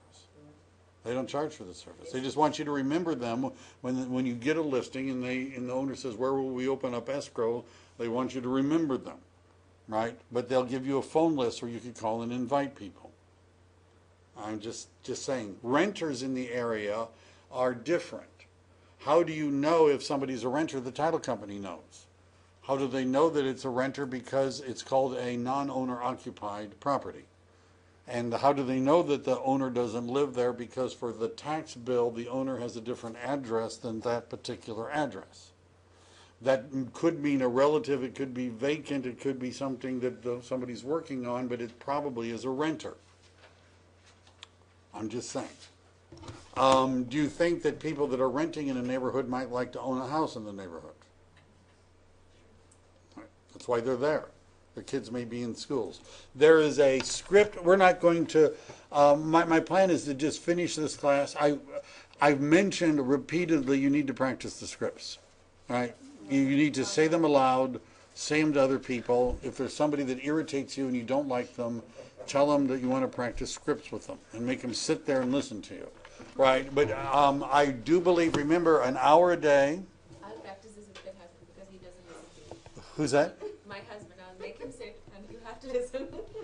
He already, your husband knows, your husband doesn't listen to you. Is that what? He doesn't listen to me. Doesn't listen. That's He's a always in his own world.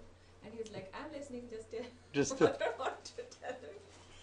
As I've mentioned many times, the words we say in our minds are not necessarily the way it comes out of our mouths. Right? You understand? My mind is easy to pronounce every word perfectly, but as you've noticed, I don't always say that way. Right? So you want to practice these scripts. You should spend an hour a day learning the business, what's happening in the market. Right? You should spend an hour studying KW stuff, right? Which I've already shown you, and you should practice scripts for an hour a day and lead generate when you're new if you want to be busy and make a lot of money. Notice there's even a script for the renters, right? And believe me, the title company will be happy. If you're farming an area and you tell the title company rep, a friendly title company rep, you'll probably notice that all title company reps seem very friendly, right? They seem really friendly. Tell them you're farming an area and ask them if they could help you. You'll be amazed at all the stuff they'll give you. Some of them have cell phone and tablet PC applications that they'll give you. You'll be amazed how friendly and helpful they're going to be. Right? But they do expect you to remember them. Kill two birds with one stone when door knocking by taking the opportunity to preview your competition. You do not want potential clients to be more knowledgeable about the neighborhood than you are. Yeah. So I've made that mistake where I didn't go look at the other homes, but guess what the people who were coming to my open house had already done? They'd been to every other open house. And they're talking to me about the one around the corner that sort of looks like mine, which I hadn't seen. Right? Do you understand? This is not a good thing. Right? Do as I say, not as I did.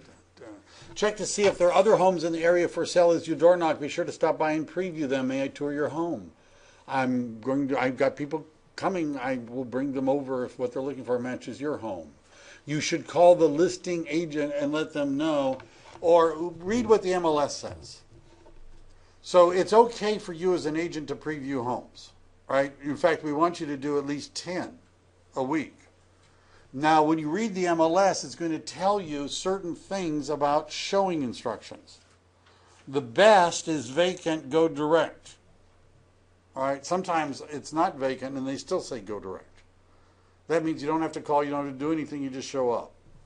Level 2 is call first, then key safe. You call first, you leave a message, tell them when you're coming by, and you go look at it. if you call and they talk to you and they're there, I tell them if you're previewing or showing. You understand? If they think you're bringing buyers by, they're going to act differently than if you're just taking a look at it for yourself. You ought to let them know, I'm just previewing it, I'm not bringing any buyers by. All right, because they'll get all excited, oh yeah, you know, and then after that, it gets worse. Yes. When you go by with a buyer, we had an appointment on Sunday to see this house. Called the night before, we called, nobody answered, so we thought they were gone, right? Well, we go in, I yell, realtor, and we're walking through the house and we go into the master bedroom. Surprise!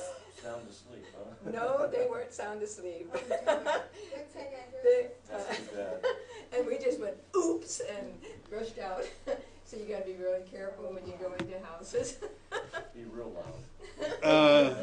Yes, I've gone in when people were in the shower, and you know, so you open up the shower door and yell, no.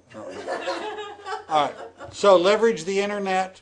You're going to find that there's lots of places you can list open houses. After Craigslist, Trulia and Realtor.com, Zillow, after those big ones, it drops off a lot. But there's Backpage, there's Merchant Circle, there's a bunch of places where you can advertise things. But most people, Craigslist is the work online, time block in your calendar for social media. And to use at least one forum. So we're going to spend more time on social media. I don't want to get into that now because we have a course called Internet Lead Generation, and which includes social media marketing. And if I start to talk about this, it'll drive people crazy. But you might not use Twitter or know what Twitter is, other than the people that tweet or twits or something like that. But if you look at your demographic, first-time home buyers are on Twitter. According to a California Association of Realtors survey of buyers, when they asked them, this was last year, what methods they wanted the real estate agent to use to communicate with them, there was something like 8 or 9% said a Twitter DM, which means a direct message. The number of real estate agents surveyed that admitted to using Twitter direct messaging was 0. Right? So if you don't understand Twitter, we're going to have classes on this, but somebody who's into it, and some people are really into it, can create a search for open houses in San Jose. And it'll come up, and they can save the search, and people get information from those sources. We're going to show you how to do it. Are there any other, so you're thinking, well, Mike, I can't wait till you're teaching a class. So I'm going to go to KW.com. I'm typing in Twitter. KW has branded backgrounds for you to use on Twitter. My Twitter account, which is Mike Devlin, I did Twitter early enough that I got my name, which is hard to do now. You'll see a Keller Williams background on it. Lead generation and social networking videos on using Facebook and Twitter. There's Twitter 101. There's videos. There's a Ben Kitty. If you were to Google search, just let's try something. We're going to say Twitter for real estate. And what I always do is I click on videos, and if you want instructional videos, you pick a longer one. Twitter basics for real estate, finding real estate deals on Twitter, make money tips for real estate. Katie Lance, which is from Inman News, Facebook and Twitter marketing for you get the idea, right? If you're waiting, but it's not that hard and it doesn't take very much time. And I have a program which I'm going to later that's called Hootsuite, which allows me to post things on LinkedIn, Twitter, Facebook all at once, one blast. But the point is the more you do, the more people you'll get, right?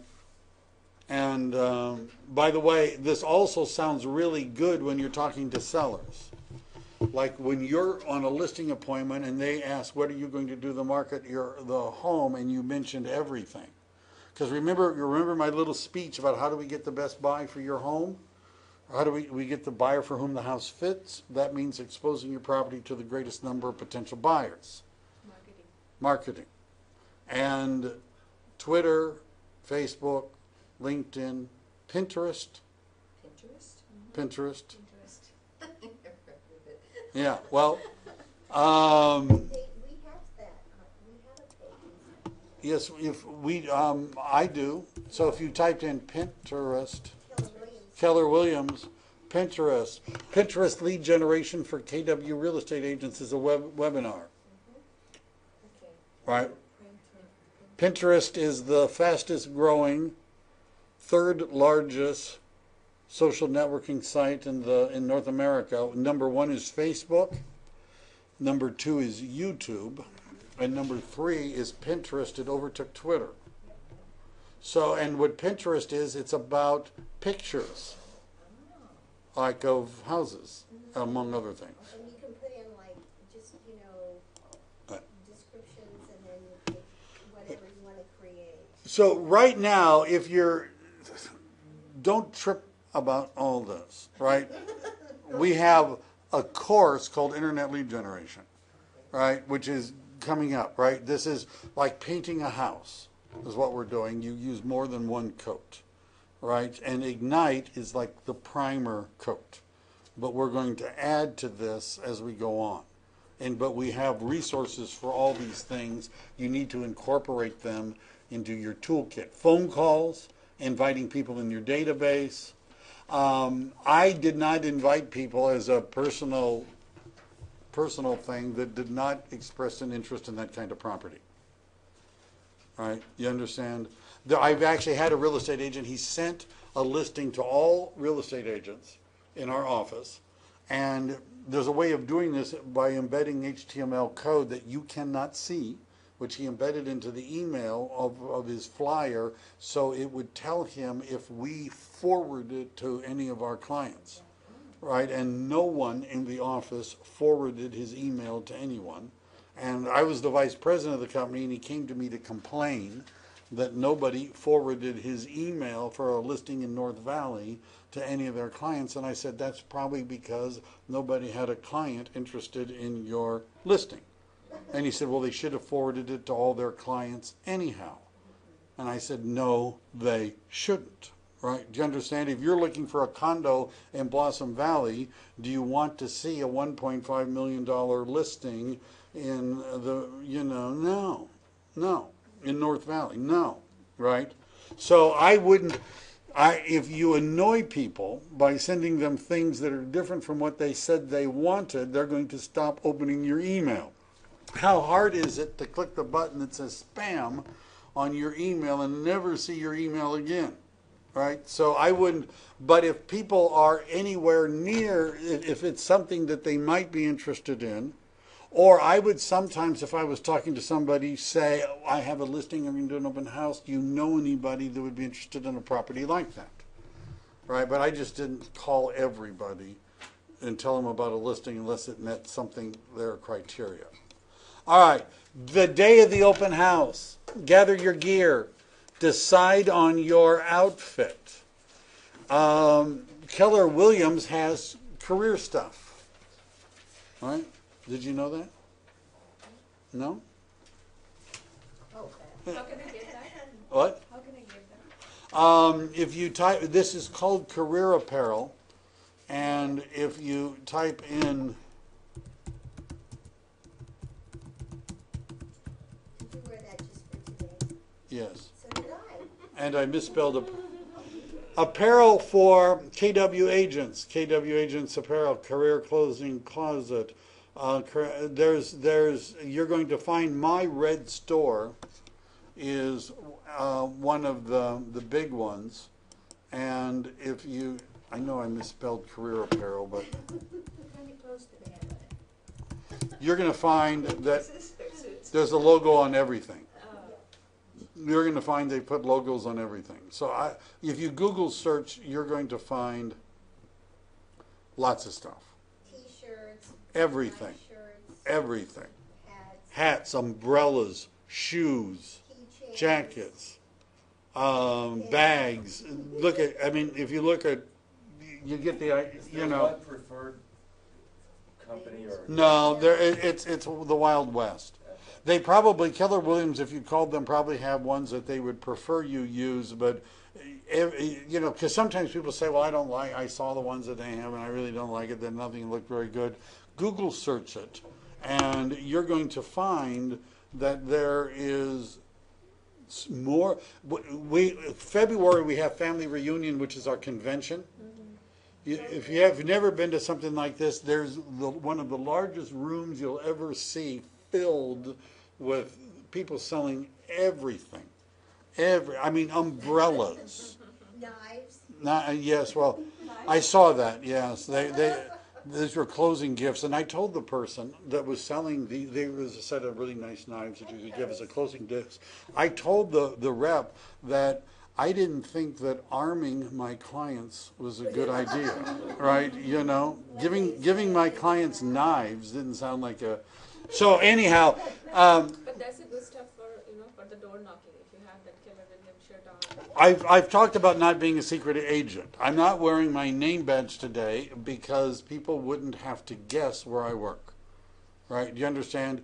And if the whole thing about selling real estate is talking to people, isn't it nice that if people stop and talk to you? Right? What's that worth? I've had people stop me in elevators and ask, what's the question? How's the real estate business? How's the real estate market? It happened with me yesterday.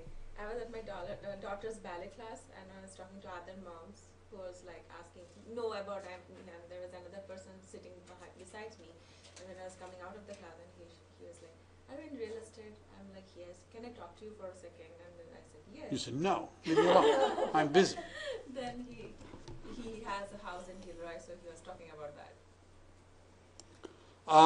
There's more information about safety at open houses. If you were to Google search it, you'll see it. The NAR had a Realtor Safety Month last month, but you should make it a priority. You should have a phone. I always like to do open houses with another person.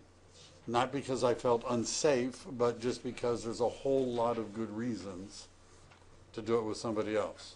But you should be aware that there are people, I was doing one in Saratoga a long time ago, and Saratoga's houses tend to have a lot of bushes, sort of big yards, and this man came in towards the end of the open house time, and he freaks me out, and he came in, he says, "I want to hear what the house sounds like with all the doors and windows closed." Yeah.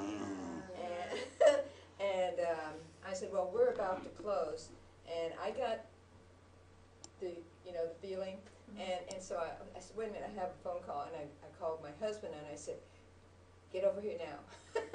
And he was on his bicycling around, and he usually would help me with my open houses, put up the signs for me. And so he raced back to the house, and I was standing by the door, and the guy was walking through the house. I never heard from him. He didn't buy the house. He was just really weird person.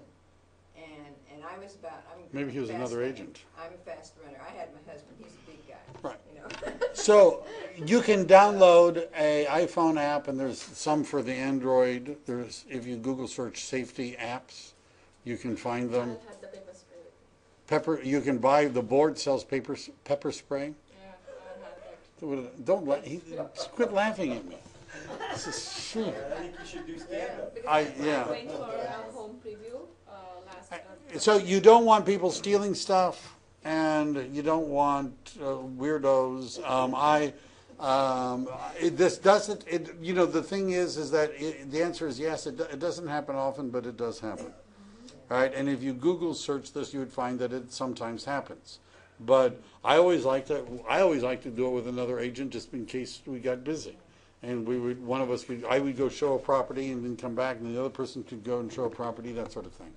Arrive early Not looking at anybody in particular, but arrive early, at least an hour before, and set up. One of the things that I find is that there are some people that come early, but a lot of people come late.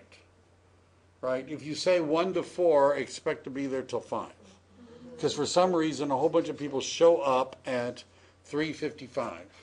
Right? And then they'll keep coming, they'll be straggling in, and that means they spent the day doing stuff.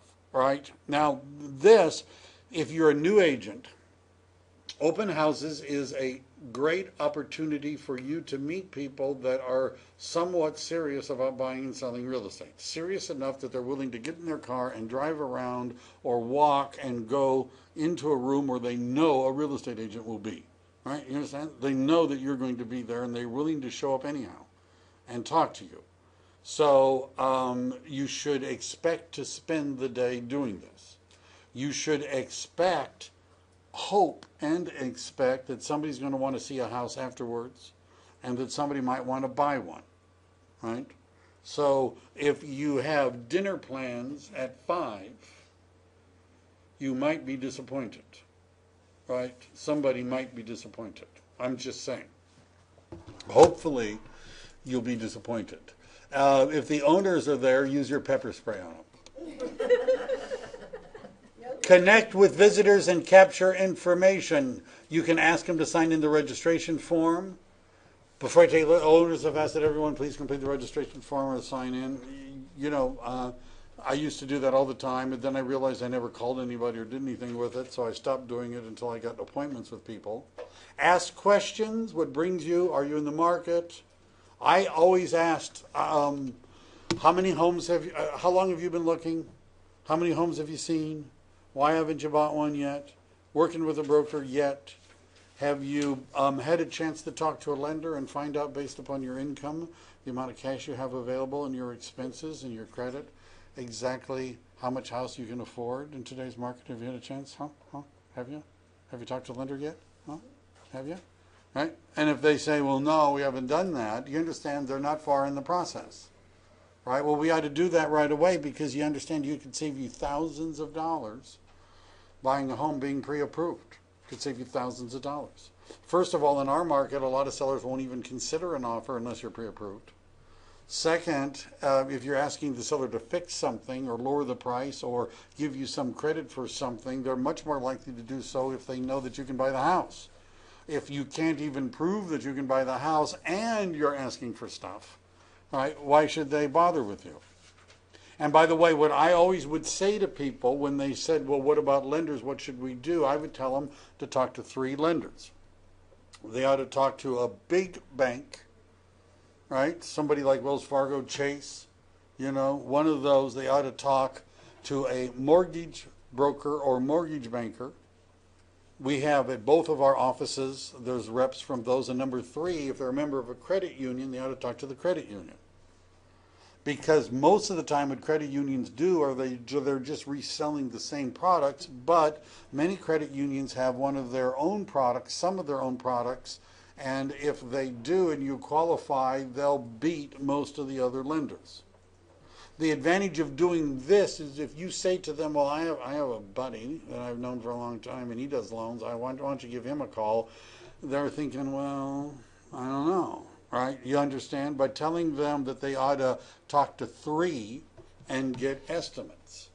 And I would say, why don't you talk to the mortgage banker, mortgage broker first? Because they have probably the greatest array of loans for you to pick from, and then after that, you can talk to the others and do a comparison. Most of the time when they talk to the mortgage broker that I sent them to, they didn't talk to anyone else, right? Because they were happy. But if you tell them that you have a friend that you work with, some people won't like that, right? But if you encourage them to shop around from different types of lenders, they're much more likely to see you as being on their side. And it's true, they'll get very different estimates from those 3 if they do it. It's a big bank. A big bank, a credit union, and a mortgage broker. What about your own bank? Well, that is probably a big bank. Okay. right? Their own bank if they want to. But if they were, I don't, why not? Most banks are mortgage brokers, right? But by giving them 3, you're covering yourself that you're not pushing them to your buddy.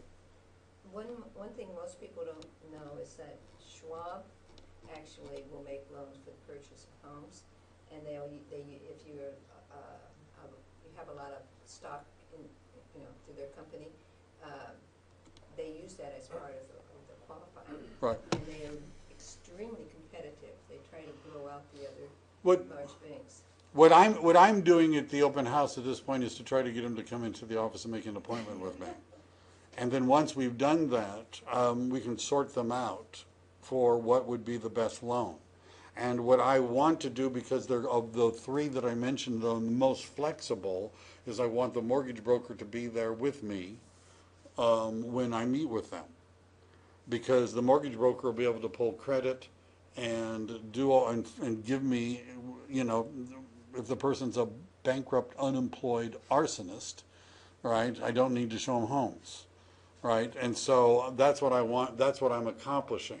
After that, if there are other avenues to explore, they ought to explore them. But what she says is true. She knows something about financing, right? You understand? What she said is true. She knows something about financing, and there's buyers that would be attracted to talking to her because she knows something about financing, which is one of the things I said you need to know about. Converting visitors to appointments. As you tour the home, it's really not about the property. I said that. It's about your visitors' wants and needs. So I would ask them questions while they're, I wasn't talking to them about what the house, here's the bedroom. Notice that they painted it green. They can sort of figure that out themselves. I would ask them questions. And again, we have scripts, which I'm choosing not to read to you because it's 11 o'clock already. But you want to practice these scripts, right? And you'll be smoother at them when you've done it. A note on ethics. You must first establish whether or not they are already in a formal relationship with another agent. We could argue about what the words formal relationship mean. Have they signed a written agreement to work exclusively with another agent? This is 3.29 at the top. If they have, then they should work with that agent. If they haven't, notice, have you signed a commitment yet? Now, there are different levels of signed commitments, which I'm going to talk about when we get to the buyer class. One that is typically used, and a copy of one I'm going to give to you, is not a legally binding contract, right? And so I know agents that will look at a loyalty pledge or a service pledge is what I call mine and say, well, that's not a legally binding contract.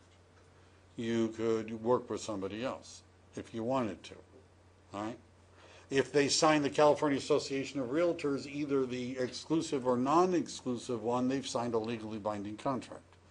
My experience, although this hasn't always been true, is that people that make a commitment generally keep it, but it is not always true. I've had people look me in the eye, shake my hand, and say, you don't need to worry about me. Guess what? When they say that, you need to worry about them, right? Not always, but do you understand this is an inevitable part of the business?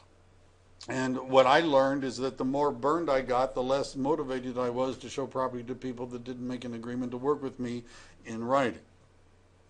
All right? That's just where but you see, if you're busy, quality is solved by quantity. If you are spending 2 to 3 hours a day lead generating, then you can be selective about who you work with. What will kill you and ruin you is the one buyer, one listing, one escrow. Because all the buyers do not buy, all the listings do not sell, and escrows don't always close. if you're busy, how many buyers could you realistically work with at one time that are committed, motivated, and qualified? And my number was 3. Some agents would say 5, although I don't know how they do that on a weekend, right? So I would say 3. I would only work with 3 people at one time that were buying a house, right? Eventually I hired buyer's agents because I had more people that wanted to sign the agreement than I had time to work with. So if you only can work with 3 at one time and you already have 2, you can tell people, I'm not going to work with you. All right, this is not how I work. But if you're new and you have none, right, and somebody says, I'm not signing anything, and I have an agent in North Valley in Milpitas who's looking up there, and I have somebody in the South County in Morgan Hill who's looking down there, and you can be my West Side agent, right? You understand? And if you don't have any clients, you might say, sure, right? You might say sure, and then what will happen is that they'll end up buying a home from somebody else, and you'll be depressed and unhappy and frustrated, and you'll tell everybody you can't make them any. Buyers are liars. That's the old phrase. And sellers are yellers. That's what we, Yes. So I have a question on the credit. If you tell them to go to the mortgage and then the bank, well, the credit is going to bring the score down. So What did you ask, Sharmila? Sorry? The credit, checking credit. Oh, I spoke to Mike Anning, Turnkey Mortgage. He was telling me like in 2 months we can pull out 6 credit reports. It doesn't affect the credit score. In 2 months. in 2 months. Yes, Okay. we can pull six reports. 6 reports, right? Yes. See, I knew that was, right? So it doesn't hurt your. No. It doesn't hurt the score. It's a myth, It's a myth. Yeah, it doesn't work. right? So you can pull up And the especially 6 when and you not were- have it affect. Right, so how many lenders could they submit their application to? 6, 6. Yes. right? And I'm telling them 3. And it doesn't affect when they're shopping for a house, when they're looking for a house. It's not like want to open another credit card. Right, they expect that you do this when you're looking for a house. If you're doing this over time, opening up credit cards and things like that, applying for credit cards, they can tell what kind of an institution ran the credit. And they can tell what it is that you're doing. And if it's obvious that you're looking for homes, it's not a ding. So probably it's better if they don't apply for a credit card at the time. It's really good for them not to apply for credit cards, not to buy a new SUV, not to do that. What they need to do, if they're at all serious, you need to get them to meet with a loan agent and talk to a loan agent about the process. Because the loan agent's going to tell them all this, right? They're going to tell them, don't buy a van, don't buy a Winnebago, not now, wait. So the 6 applies to inquiries of any type. Well, probably they can tell who's making the inquiry, Right. and if it's done by lending institutions for real estate, they expect you to be shopping I mean, around. what if you start going out looking for homes and you have inquiries from like a month or so before, you have 3 inquiries from a credit card or whatever else? Well, then that's going to hurt them a little bit, Right, okay. right? And they may end up FHA. So, what? Yes. Also too, like if you had someone go out to do a refinance or, what was that, like a modification. Loan modification. Send out, a bunch of people, I think I don't think looks too good, because they go out and do 6 for these weird places. What you want to do is, you're not experts on real estate finance, right? Even if you've been in the business a long time, you're probably good at it, but not an expert, right? We have specialists, and your role is to get them to talk to the specialist. And if you're new, you want to be there. If it's okay with your clients, sometimes if it's relatives, they don't want you there because they don't want you to know how much they make and what they owe, right? Sometimes, I'm not kidding, No, it's right? private. Right, but sometimes they don't care if you're there, right? So the reason, if you can be there, you want to be there, is you want to watch, listen to the questions back and forth, and hear the answers. so that you become better at it. All right, so the rest of this is you don't leave the place trashed. You clean up. You make sure the windows are closed, the drapes are pulled together, the doors are locked, right? That your flyers are gone. You leave it the way you found it. Follow up people. Level 7 open houses. This is something from Gary Keller book Shift. Talks about. I would read this. We've covered a lot of this. This is sort of the everything you really ought to do. And notice this, don't be a stick in the mud. Level 1 is the sign in the yard. Level 2, sign with balloons. Level 3, directional. You get the idea. What you want to do is everything. Right? The more you do, the more you'll get. All right? And then there's a open houses lead generation focus, before, during, and after. And an action plan. In order to do this, first of all, I showed you the resources that are available online that you could, if you want to do more, but I would try to get an open house to do. I would poll all of the active listings of the office and start asking agents if you could do an open house. And if they have somebody for the weekend, maybe they'd let you do it during the week. Ones that are vacant, I had vacant listings, I would tell agents anytime you want.